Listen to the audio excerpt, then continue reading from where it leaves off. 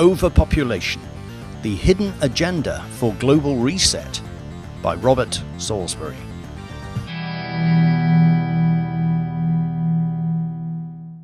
Episode 5, Stress, Threats and Ultimatums. Scene 1, Till Death Do Us Part. It was 2 days before the wedding. Zara had gone shopping, and Banks had arrived home at his suite at the Lancaster Gate Hotel alone. He called her phone. There was no reply. He went about his business. By 10, he had called Simon and Delilah to ask if they had seen Zara. They had not. He called a host of others, none of whom had contacted or been contacted by Zara that day. The last known communication with her had been the morning time. He checked social media. No postings, no messages, no notes, nothing. Zara had disappeared. The following morning he checked the net and her phone, and still no sign of Zara. He asked his PA Leonie to ring around the hospitals and see if anyone had fitted her description had been admitted. By the end of the day he had run out of relatives and friends to contact. He contacted the police to open a missing persons file. The week passed with no news, no communication, no demands and no clues. Lord Martin applied pressure to the British government, the Met and Scotland Yard, who collectively drew a blank, which left suspicious circumstances. He was all too aware that the company he worked for had the power to make people disappear, to silence them, and to keep the wheels of motion as if nothing strange had happened. He felt under pressure. He abandoned his work and drank heavily. So it was that an unshaven Philip Banks sat in the Jamaica Inn next to Billy Hunt. "I thought you ought to know. You look like shit." "You're a constant source of consolation." Banks ran his fingers through his hair. It shone like the hue of a ripened conker. "Listen to me, Phil. Keep it together. Work on the Warwick deal with me. Let the system find Zara." "Oh, fuck the system and fuck the Warwick deal." Banks lay his head on the bar. "Vitellius did it. She's a natural bargaining chip with the Warwick deal." Billy explained that there had been no demands from Vitellius and no contact from Zara. Billy laid a hand on Banks's shoulder. "Go see 22 tomorrow. He has something for you. Come on, drink up. It's only Tuesday." "If that swine Vitellius has her, I swear I will kill him." Banks beat his clenched fist on the bar, then turned to Billy. "She told me she was a spy. A fucking spy. Who's she working for? You don't think she works for Vitellius, do you?" "Of course not. He's a runt." "Phil, are you going to make a scene?" Barman, same again." Hours later, on the streets of the city, Billy had to shoulder Banks, who was too drunk to walk. They were approached and surrounded by a gang of youths in their early 20s. "Cha, man, what you doing, bro?" Billy attempted to placate the situation. "Listen, fellas, have to get this one home. Bit worse for wear." "Here ya, Batsy boy, ya bum boy." Banks decided to stir the poisoned soup with his own drunken opinion. "You know, some would like to cull the population. Normally I would find that barbaric, but when I meet fellas like you—" "Shut it, Phil." Billy took in the 5 men before him. Had he been 10 years younger, he wouldn't have countenanced such cheek. He wanted to tell them that they weren't Jamaican, they weren't black, and they were wasting their life. But he had had enough and carried on walking. Until one of them stood in his way and sneered at him. "You want some of this?" He patted a cosh into the palm of his hand. "Gives your watch." Billy's Rolex was made of 24-carat gold. It was a personal indulgence that he knew attracted the wrong attention. "The watch belongs to me, and it's not negotiable." "Not anymore." "I have a gun," warned Billy, withdrawing a small plastic gun from his jacket. It was small but lethal, made from composite materials formed on a digital printer. "Don't make me use it." "Don't fucking mess with me, man." They weren't convinced. "Hand over the Rolex or I'll cut your face!" Billy stood still, anger brimming from his eyes. "The word is face, you fuckwit!" One of the gang ran forward and thrust a knife into Billy's arm. It dug in deep. 3 inches of blood-coloured blade came out as the assailant withdrew. Billy looked at him, with anger, but no hint of pain. He fired the gun. Bang! One of the gang fell. Bang! Bang! Bang! He missed the others, and they fled. Banks staggered on his feet and stared down at the dead body. "What have you done?" Onlookers continued to film on their phones, whilst keeping their distance. Billy led Banks away from the scene. Public cameras rotated and tracked their movement. Billy dragged Banks into a doorway where they hid.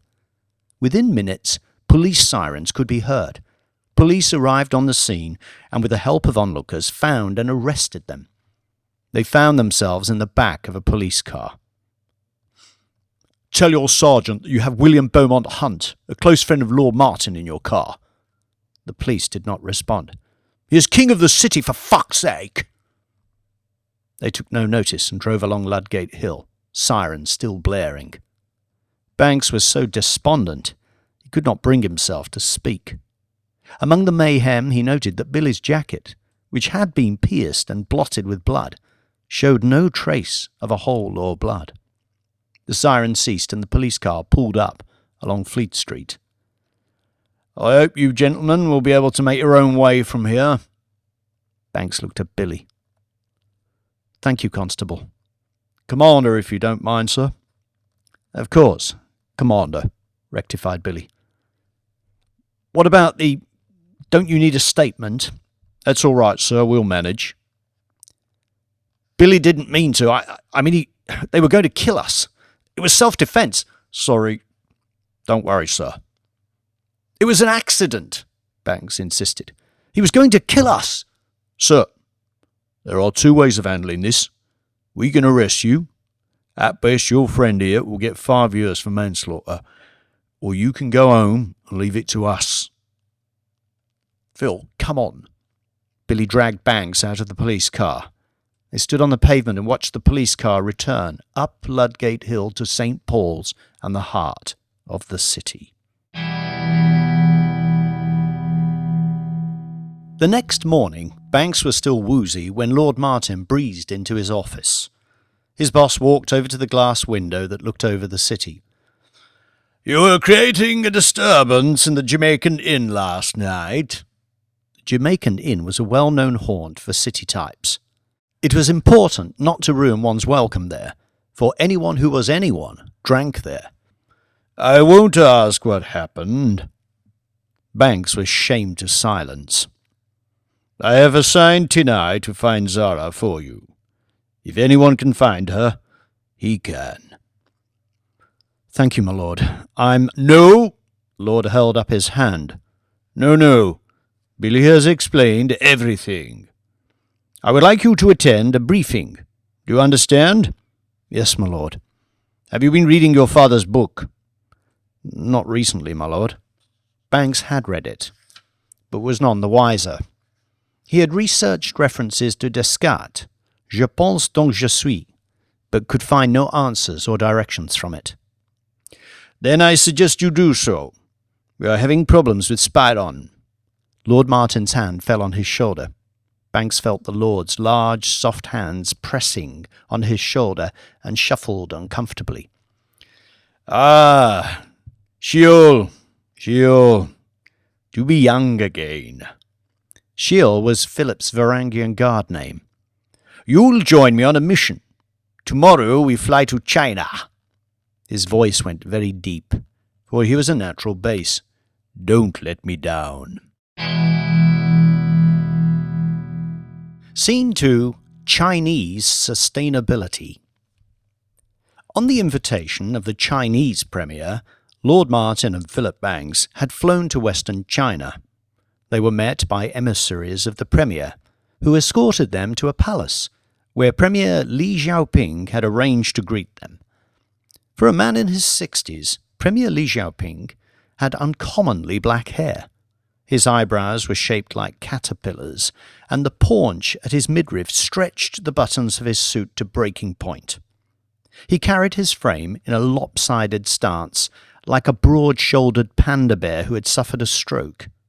This slightly awkward posture was perhaps his only endearing feature.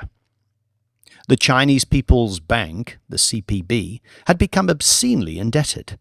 Accordingly, the Premier was on a charm offensive to renegotiate terms of debt with its creditors.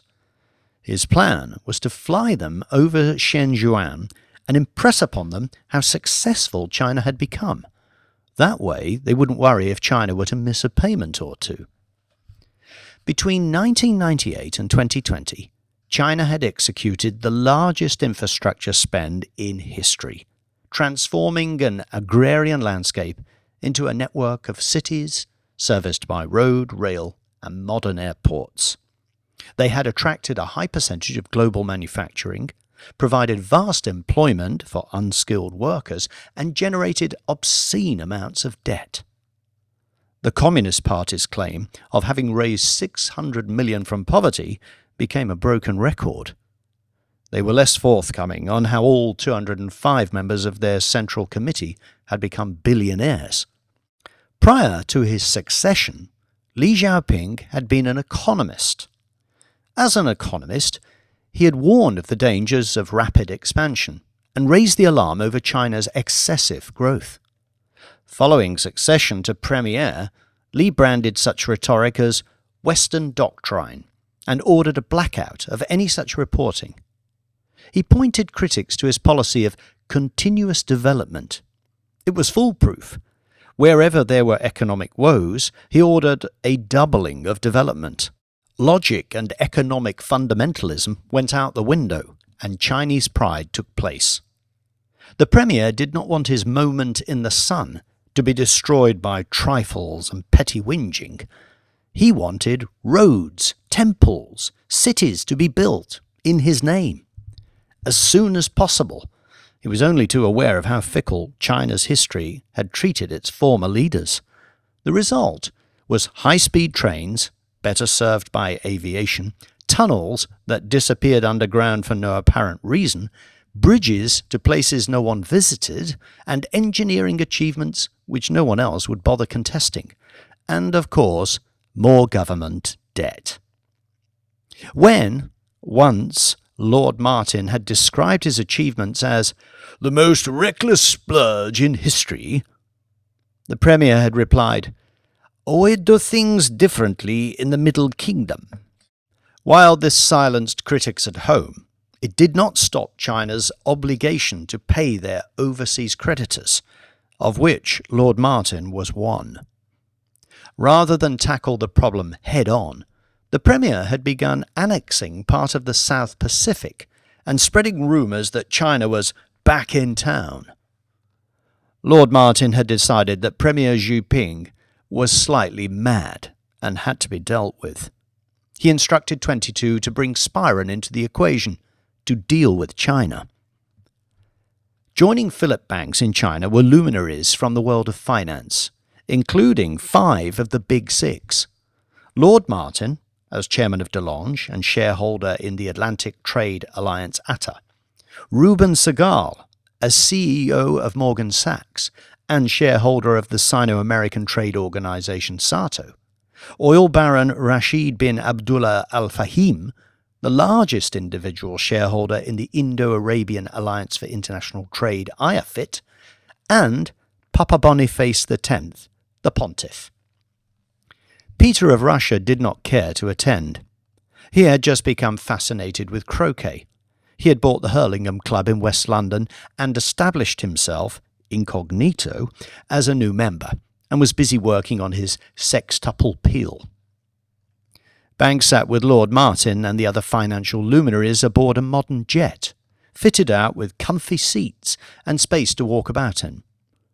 They flew to far western Zhejiang province, a flat, desolate environment at the foothills of a magnificent mountain, where, 5 years previous, huge deposits of nickel and other rare materials had been found, a big factor in the locating of the new city they were to fly over. From the windows of their plane, they looked down on a geometric carpet of buildings, divided by grey highways that stretched to the horizon. The plane banked, and the Premier's translator explained that this city of Shenzhen, is totally new. 5 years ago, nothing. Premier Xiaoping could not contain his pride, and so over the burr of the plane he emphasized the point. 5 years ago, nothing, just planes. Beneath them, landscape parks, industrial centres, railway lines, shopping malls had been constructed on the parched steppe of desert. The Premier smiled at each of his company, and in return they obliged with a smile. The translator continued. Shenyuan major priority for national strategy of continuous development. Today, Shenyuan has 49,623 residential tower for accommodation of 16 million people. 25 major hospital and medical facility, 11 major university, 1,116 school, each capacity for 4,000 students.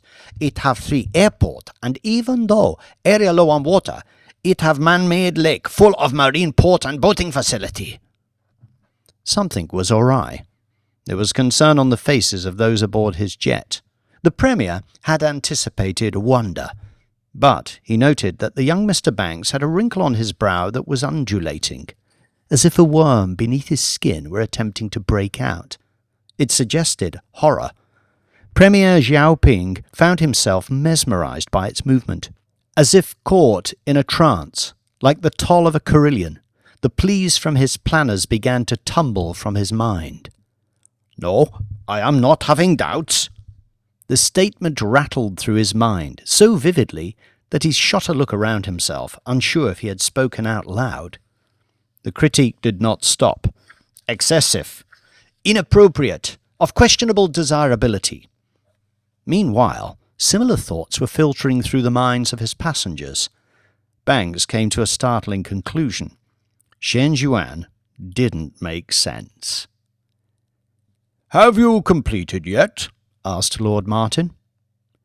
Being keen, the translator replied, Shenyuan completion date October 18th last year.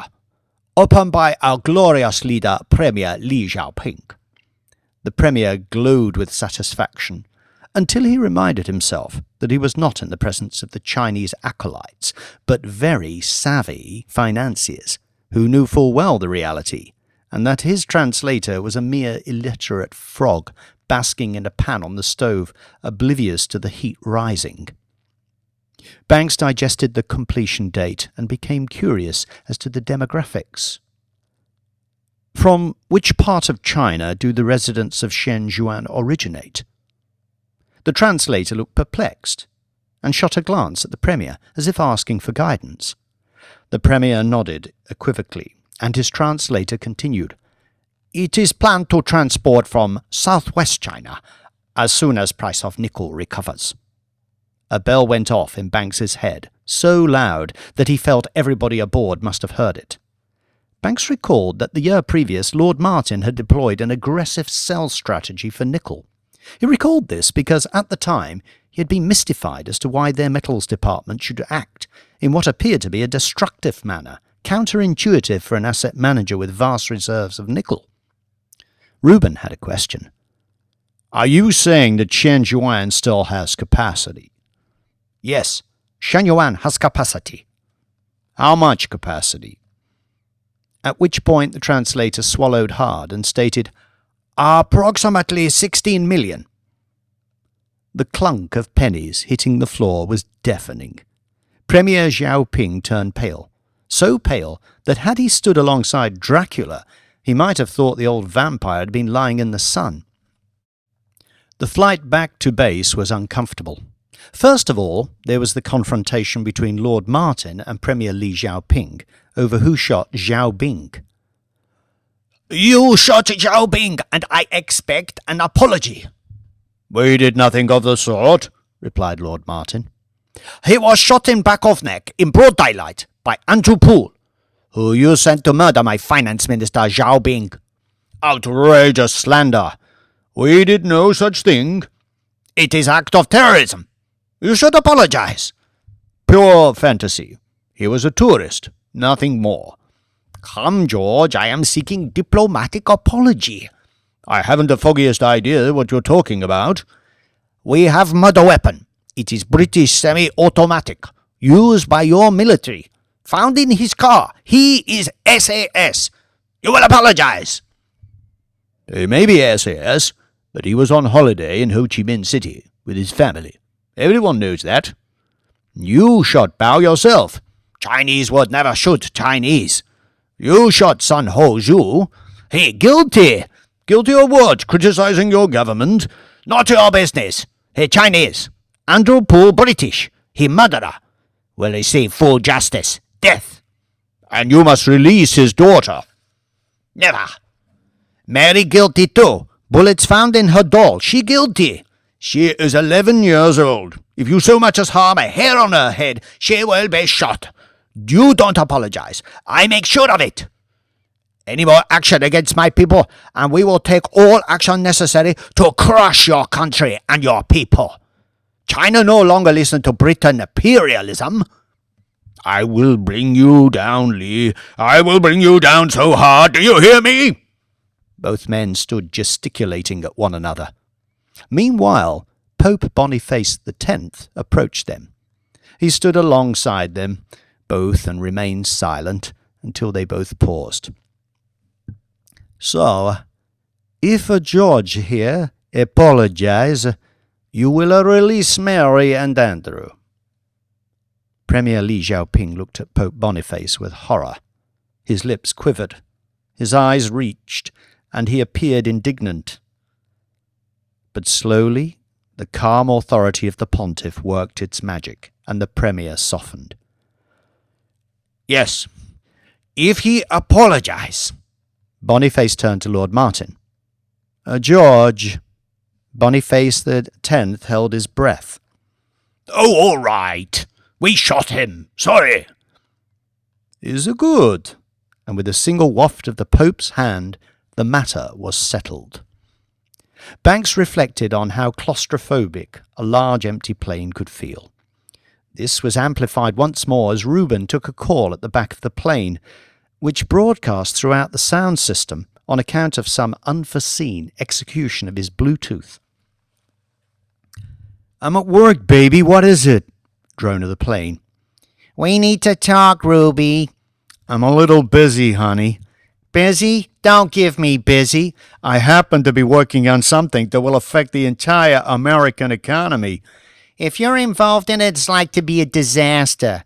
Ruby, you've been in your job 30 years. You ain't done shit for this country. New York economy is kaput.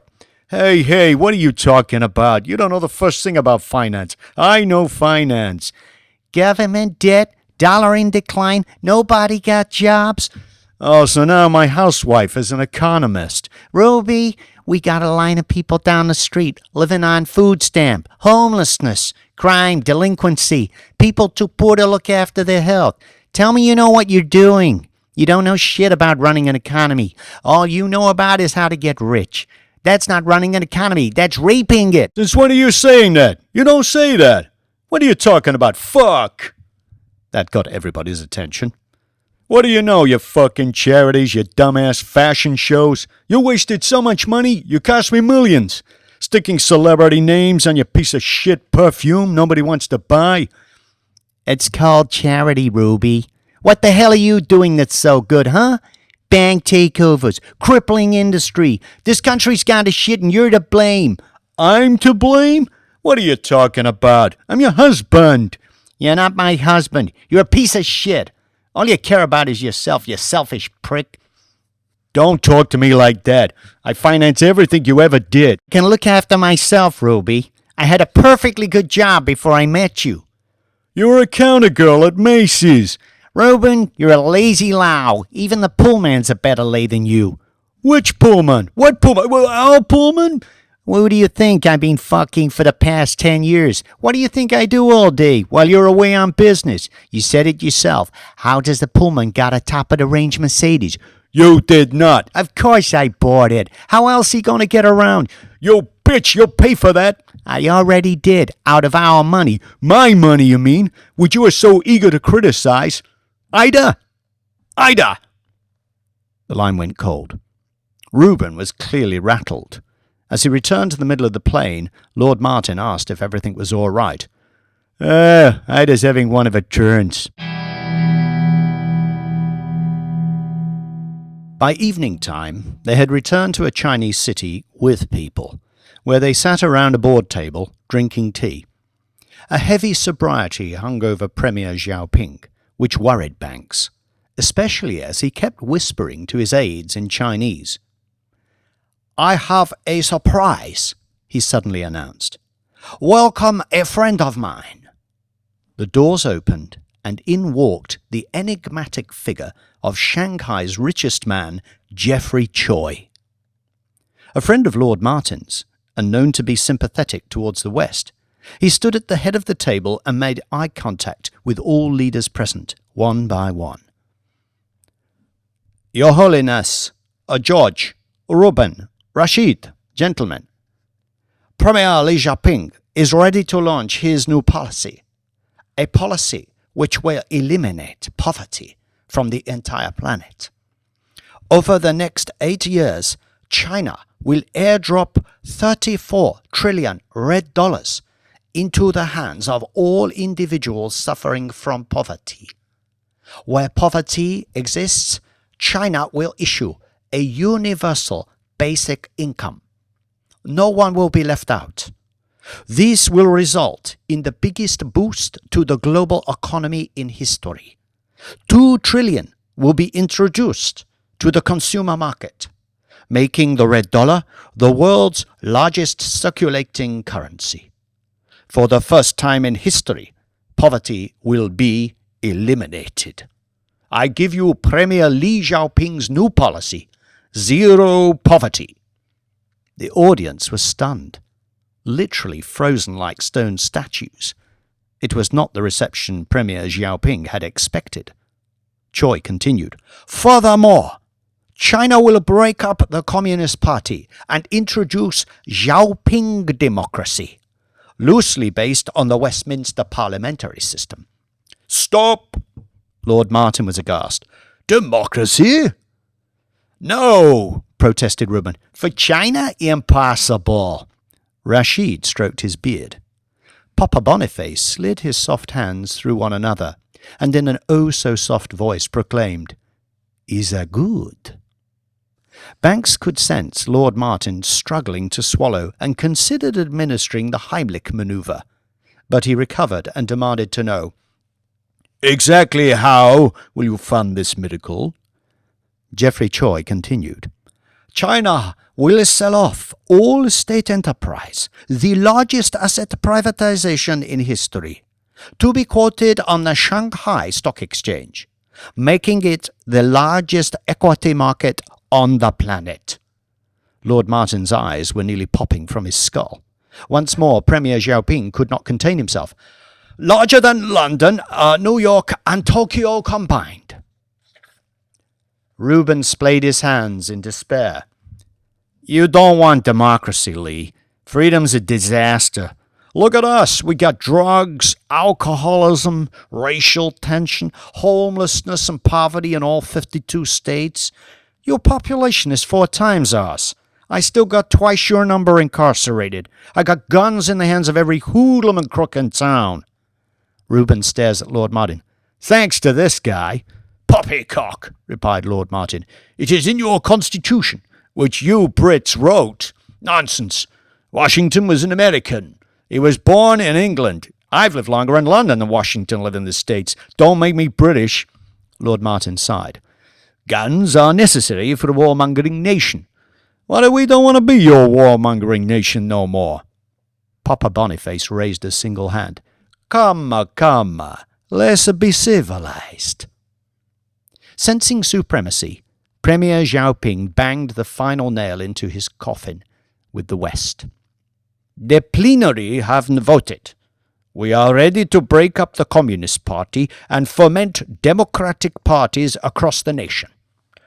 I'll stop you there, Lee. Reuben held his hand in the air like a flag of authority. There was resolve in his voice. There was a waiting audience. There was a fistful of Chinese sugar sachets in his pocket. Democracy ain't part of the plan, Lee. Wage rises, inflation, worker rights, it won't work. We've already been there, done that. He was in fighting tone. We didn't invest in your country to replicate our own mistakes. Is right, Lee. Lord Martin took a conciliatory tone. Don't worry about your debt. We will see to that. Don't get any ideas, Lee. You keep things as they are. Reuben and Lord Martin thought they had things pinned down. They was mistaken. Premier Xiaoping was disappointed. He had anticipated enthusiasm for his plan, especially the democratization part. But as he looked on, all he could see were two white men, one in Stars and Stripes, the other in the Union Jack, both yapping to the same tune. He wanted to wrap them up in a large red flag and smother them. China will eliminate poverty from this planet and liberate mankind. He did not trust the Guelo, and in a burst of altruism extended his polemic into the stratosphere. I will do it with or without you. Lord Martin dropped all pretense and turned to Banks. What say you of this ungrateful Chinaman, Philip? Banks could see where the economic muscle was being leveraged. The shadows had overextended their reach and driven almost every Western economy into unsustainable debt, which left only one lever left to pull. The Lord's eyes suddenly lit up. What about global reset, Lee? You have still failed to define your methods. The Premier took great exception to this and fired back. We have no methods, because China will never agree to your ridiculous Malthusian agenda. We will raise all people from poverty and not be limited by your economic tyranny. Fighting talk, Lee, but everyone else has agreed and signed up. You are the only obstruction. You seriously expect me to reduce our population by 600 million? It is what we agreed. All populations must revert to their 1970s levels. You had 800 million and allowed things to get out of hand. Never! We gave you the one-child policy, Lee, reminded Reuben. You had your chance. We all agreed. The world will be a better place. You signed up. Global reset is the only answer. We're simply too crowded. China, a very big country. Then split her up. Yes, Lee. Give me back Canton, added Lord Martin. You may keep Mandarin China for yourself. Never. Then you must keep your word and depopulate. By 600 million? Yes. How do you expect me to do that? Crowd them into the cities and we'll turn on the tap. That's all you gotta do, Lee. Now Reuben was playing soft man. Turn on the tap. You expect me to poison 600 million Chinese, while you only lose 160 million. And you, Premier Xiaoping pointed at Lord Martin, only 10 million. Unacceptable. We funded you, Lee, barked Lord Martin. Now you prove ungrateful. He stood. Reuben copied him, and so did Banks. We won't stand for it, Lee, added Reuben. It is you standing, ha ha ha, laughed Premier Xiaoping. Lord Martin snorted at the statement. Now look, you trumped-up, arrogant little Chinaman. You came to us. We built you up, made you rich, and now you refuse to keep your word. Yes, Lee, and any more talk of democracy and we're going to bring you down. The Premier seemed unmoved. He decided that Geoffrey Choi had been a good decision. I am not listening to you anymore. No global reset. No population quota. Not even one person. With each statement, he grew more stubborn and more childish, until he felt he needed a shock. And I will expand the red dollar. Come on, George. Let's leave. In a show of solidarity, and in stony silence, Lord Martin and Reuben left the room, with Banks and their representative security trailing behind. No sooner had they closed the door than Premier Xiaoping took hold of Geoffrey Choi's hand and shook it manically. Rashid stroked his chin and wondered how Saudi Arabia might fit into the New World dynamic. He would have felt more secure had Reuben and Lord Martin invited him to walk out with them. He glanced briefly at the pontiff, who he definitely did not trust. Meanwhile, Papa Boniface X remained calm and composed. The future for the Catholic Church was looking bright. As the oldest institution of power and influence in the world, he felt relief at the prospect of a world not dominated by the Anglo-US alliance. His soft hands caressed each other. His asset base was more secure than gold, and the thought of working closer with China and Peter of Russia would not come as unwelcome by the papacy.